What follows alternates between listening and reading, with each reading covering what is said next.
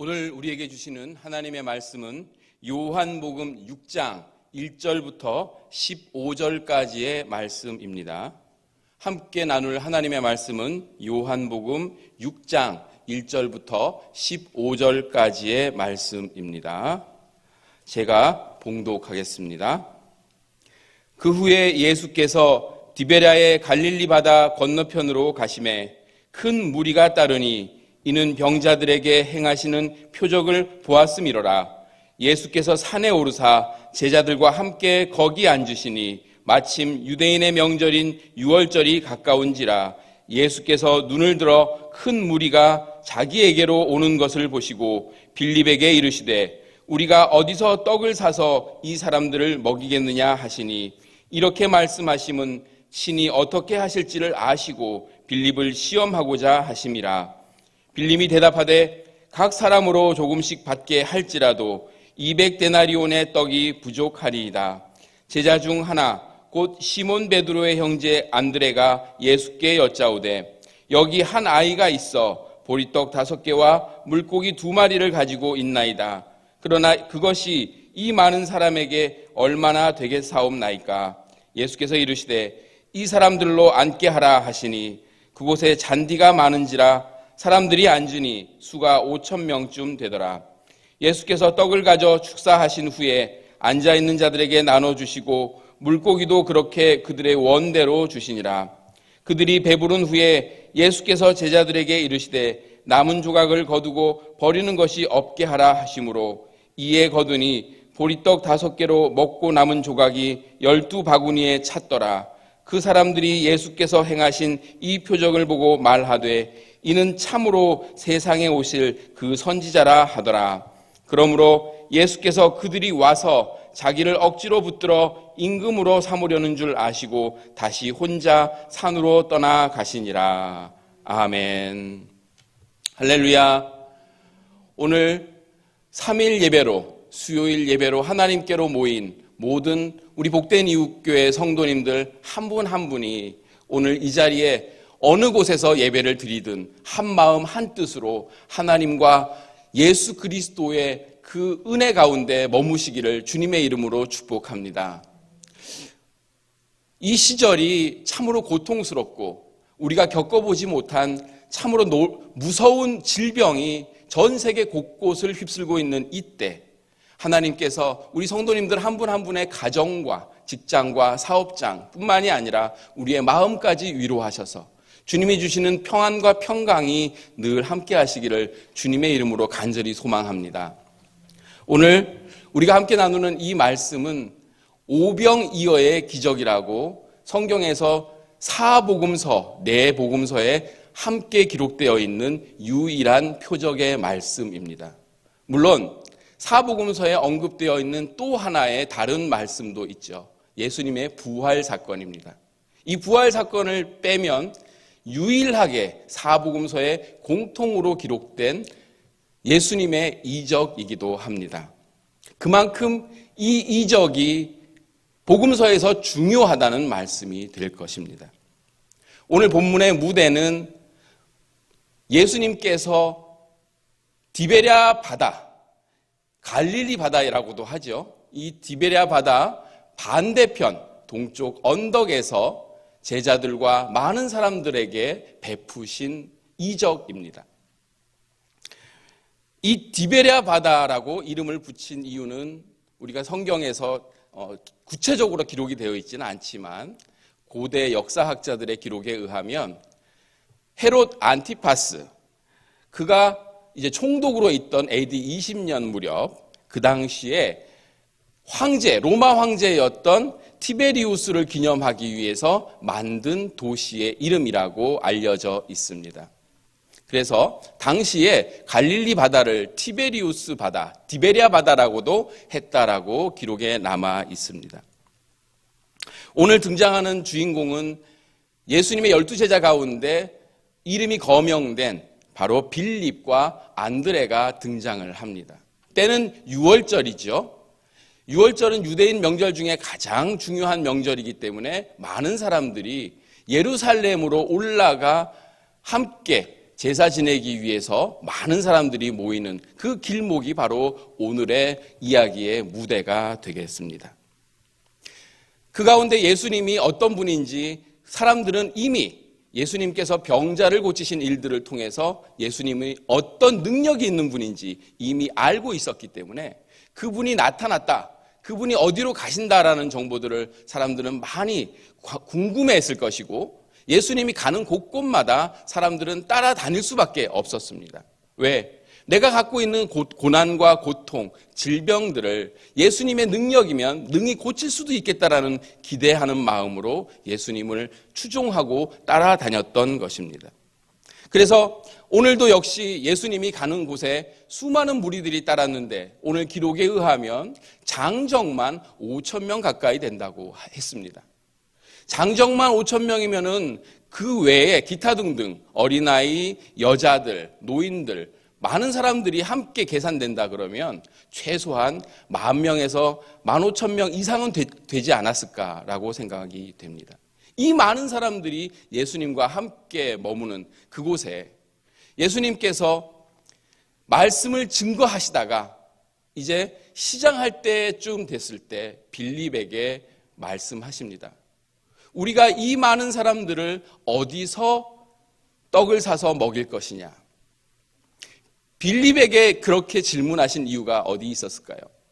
오늘 예수님은 스스로가 어떻게 하실지 이미 알고 계시면서도 빌립을 시험하려고 하셨다라고 기록해 놓고 있습니다. 그 의미에 앞서서 빌립이 그 출신지가 성경의 기록에 의하면 바로 벳세다 출신이라고 합니다. 갈릴리 바다의 지도를 놓고 보면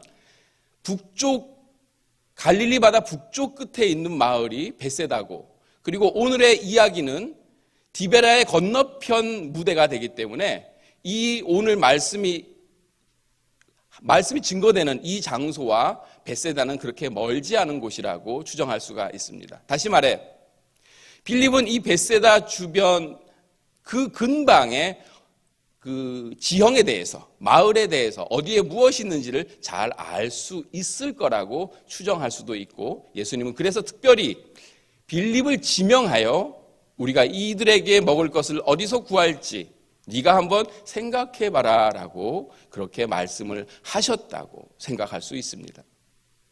이 말씀이 가지고 있는 의미는 빌립과 그리고 오늘 함께 이름이 거명된 안드레의 말과 태도와 그들의 생각을 통해서 과연 예수님이 무엇을 우리에게 가르치려고 하셨는지를 우리가 함께 생각해 보기를 원합니다.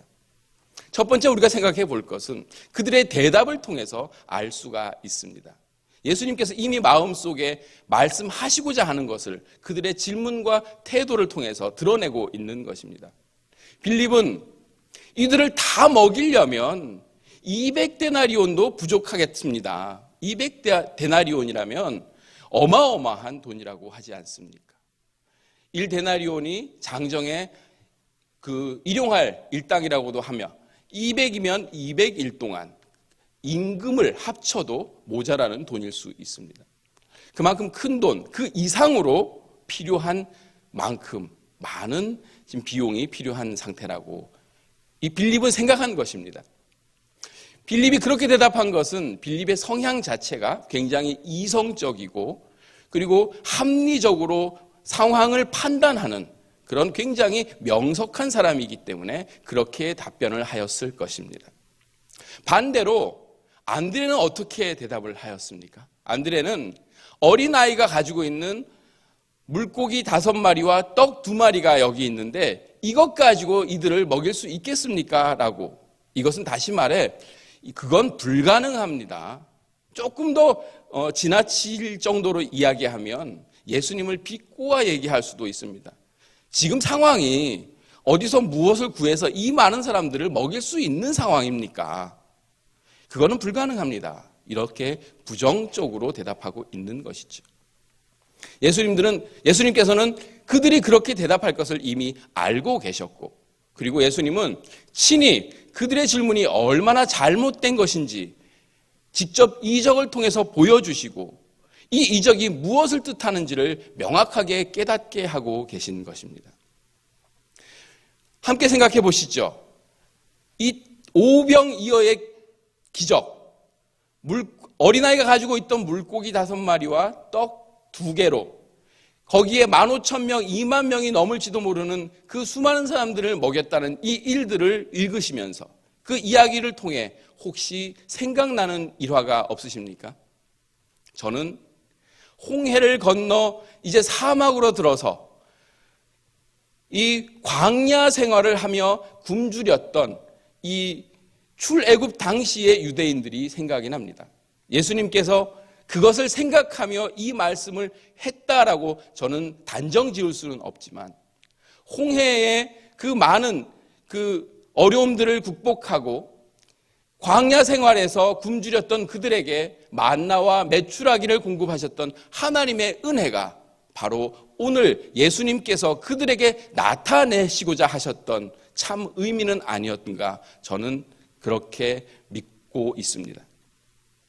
예수님께서는 그들의 머리에 이미 들어있는 성경의 말씀 가운데 하나님께서 수많은 사람들에게 먹고도 남을 만큼의 이적을 일으켜서 그들에게 충분히 공급해 주셨던 그 일들을 그들이 기억하게 하고 그 일을 이미 행하셨던 분이 하나님이셨고 지금 너희들을 먹이고 있는 이 일을 이루는 사람이 바로 하나님의 뜻을 받들어 이 땅에 온 메시아라는 사실을 그들에게 나타내고자 하신 말씀이라고 저는 확신합니다. 예수님께서는 오늘 이 말씀을 통해 우리에게 주시는 교훈이 있습니다. 혹시 우리의 마음밭이, 우리의 생각이 이 세상을 살아가면서 광야 같은 이 세상을 살아가는 가운데 무엇을 먹을지 무엇을 입을지 나의 필요가 어디서 채워질지를 늘 혼자서 고민하고 근심하고 있지는 않습니까? 이것이 이 땅을 살아가는 우리들의 숙명인 줄 믿습니다. 그러나 예수님은 빌립과 안드레의 그 대답을 통해 우리의 마음을 이미 읽고 계신 줄도 저는 확신합니다. 바라기는 오늘 함께 예배드리는 우리 사랑하는 복된 이웃교회 모든 성도님들 한 분 한 분의 마음속에 빌립처럼 지금 나의 현재의 상황을 이성적으로 판단하고 그리고 나의 상황을 분석하고 내가 이것을 어떻게 하면 할 수 있고 여기까지는 가능하되 이것은 불가능할 것이다라고 미리 재단하는 그런 어리석은 자들이 되지 않기를 주님의 이름으로 간절히 소망합니다. 또한 안드레처럼 무조건 부정적으로 나의 현실을 부정하며 포기하는 이런 절망적인 마음도 우리 안에서 떠나가기를 주님의 이름으로 간절히 축복합니다. 구하고 바라기는 예수님께서는 이적을 통해서 내가 너희와 함께 있다라는 것을 이미 보여주셨습니다. 빌립에게 물으실 때 그 질문에 이미 해답이 들어있습니다. 우리가 어디서 그들에게 떡을 구해서 먹일 것인가? 빌립 보고 구해오라고 하신 것이 아닙니다. 우리라는 말씀 안에는 내가 너와 함께 있다라는 말씀인 줄 믿으시기를 바랍니다. 예수님께서는 친히 너희들이 직접 그것을 할 수 없을지라도 내가 너희의 필요를 알고 있고 내가 너희가 굶주리고 있고 너희에게 먹을 것이 필요한 줄 내가 알기 때문에 내가 너희의 필요를 채우고도 남게 하리라 라고 이렇게 이적을 통해서 우리에게 확신하고 우리에게 믿음을 주시려고 하시는 말씀인 줄 믿으시기를 바랍니다. 오늘 오병이어의 기적을 통해서 예수님께서 이 땅을 살아가는 우리들에게도 오병이어의 기적을 일으켜준다는 사실을 늘 기억하고 믿고 어려움에 닥쳤을 때 인생의 골목길에서 더 이상 내가 어떻게 할 수 없다라고 절망스러운 그 상황에서조차도 예수님께 구하고 예수님께 의지하고 예수님께 모든 것을 맡길 때 우리의 의식주뿐만이 아니라 우리 인생의 모든 필요를 아시는 주님께서 우리에게 길을 여시고 우리에게 문이 되어주시며 우리의 능력이 되어주실 줄 믿고 늘 감사하며 절망과 공포와 두려움과 염려가 아니라 기쁨과 감사와 소망으로 주님께 나아가는 모든 복된 이웃교회 성도님들 저와 여러분들 되시기를 주님의 이름으로 간절히 축원합니다.